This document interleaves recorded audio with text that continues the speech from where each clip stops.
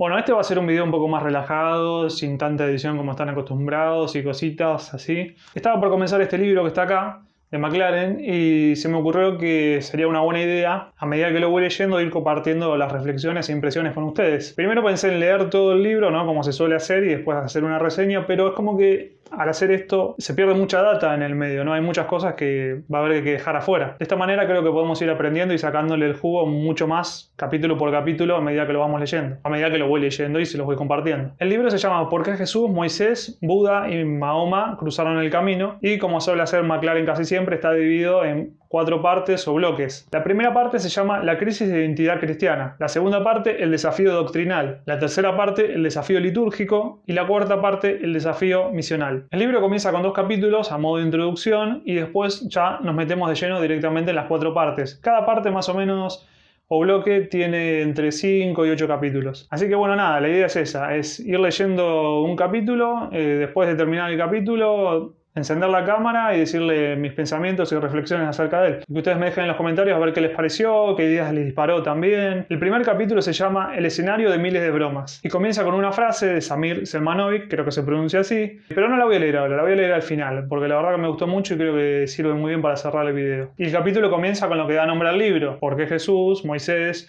Buda y Mahoma cruzaron el camino. Yo esto no lo sabía, pero bueno, esta frase es una adaptación de una broma anglo muy conocida acerca de por qué el pollo cruzó el camino, la cual data de 1847, o sea, bastante vieja, y que apareció por primera vez en el New York Times, y dice así: ¿por qué el pollo cruzó el camino? Porque quería ir al otro lado.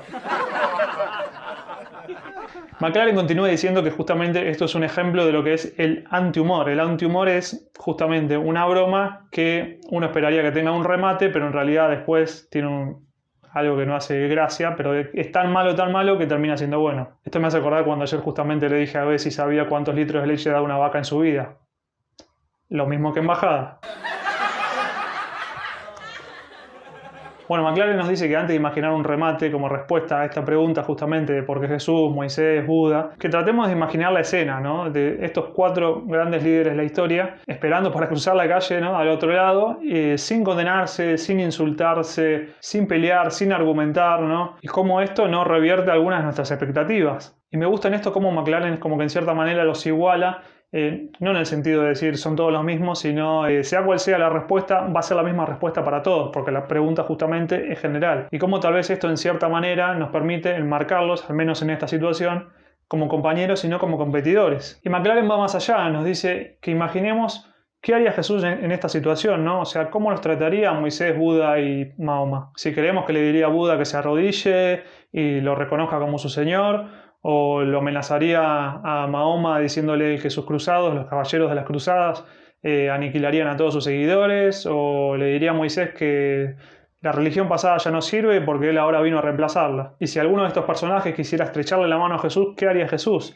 ¿No? Si se cruzaría de brazos o los rechazaría. Y McLaren dice que no tiene dudas que Jesús practicaría la hospitalidad que tanto predicó, ¿no? En vez de la supremacía religiosa. Después también en un momento dice como que imaginemos, sabiendo lo poco que sabemos de otras religiones, ¿no? En la cual la mayoría de nosotros seguramente no somos expertos, ¿qué haría alguno de estos personajes justamente con Jesús, al revés? Y que lo más lógico de pensar sería que todos tratarían de colaborar unos con otros. O sea que lo ridículo en realidad sería pensar algún otro resultado que no fuese ese. Después nos lleva a imaginar otro escenario hilarante también, ¿no? Porque partiendo de esta pregunta de por qué Jesús, Moisés, Buda y Mahoma cruzaron el camino, la respuesta podría ser, dice, porque querían ir a un bar, ¿no? Entonces imagina esa situación en que están todos en un bar, ¿no? Y Mahoma de pronto pide un trago y Jesús pide un poco de agua y con un guiño lo transforma en vino, y Buda pide un cóctel y hace una broma sobre estar quebrantando el 5.º mandamiento, lo cual, paréntesis, esto no está en el capítulo en sí, pero si ustedes son como yo que aman un montón las notas a pie de página tanto como el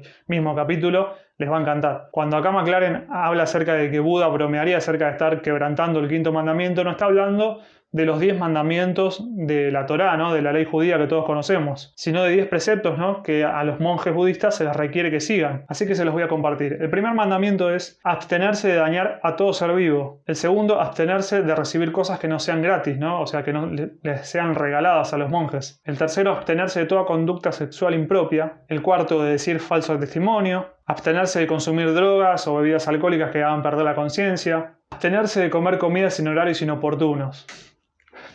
Que me río porque yo no podría ser budista entonces. Abstenerse de bailar, cantar, escuchar música o ver videos que tengan movimientos sexuales. En realidad dice como mímicas inapropiadas o grotescas. Pero bueno, más o menos por ahí va la cosa. Evitar usar perfumes o adornos personales. Usar asientos elevados. Esto la verdad que no lo sé muy bien, será una cuestión de investigar un poco.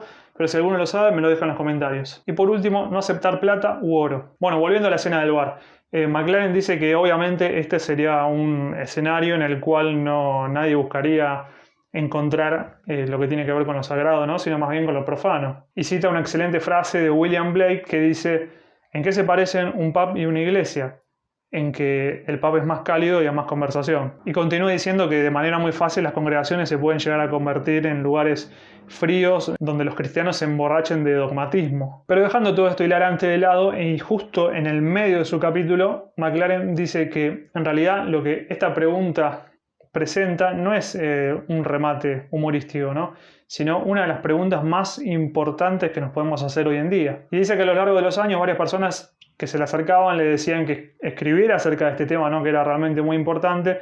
Y entonces cuando él se decidió a escribir este libro, se puso a pensar con qué enfoque lo haría. Si lo haría con un enfoque informativo, ¿no? El clásico enfoque donde hablan acerca de las diferencias con otras religiones, ¿no? Y por qué los cristianos tenemos que tener cuidado con ellas. Un enfoque defensivo, o como le gusta decir a los más académicos, apologético, demostrando qué es lo que hace único a la identidad cristiana y por qué conviene mantenerse así. Un enfoque más moral, denunciando la violencia interna y todo lo que está mal dentro de la religión cristiana. O un enfoque más de constructivista y filosófico, si se quiere. Y dice que al final, y no me asombra obviamente conociendo a McLaren, que tomó un enfoque más pastoral, ¿no? Más constructivo. Y acá dice la frase, ¿no? Que digamos que es la premisa principal, no solo de este capítulo, sino diría de todo el libro, bueno, aunque no lo terminé de leer, pero por lo que me parece, y es que dice que la mayoría de nosotros tenemos una fuerte identidad cristiana y esta fuerte identidad cristiana nos hace responder justamente de manera hostil y negativamente hacia personas que no tienen la misma religión que nosotros, y que cuanto más fuerte es esta identidad cristiana, más fuerte es justamente esa aversión y ese rechazo hacia los demás. Que sí, que puede que haya muchas personas dentro de este contexto que tengan amigos de otras religiones,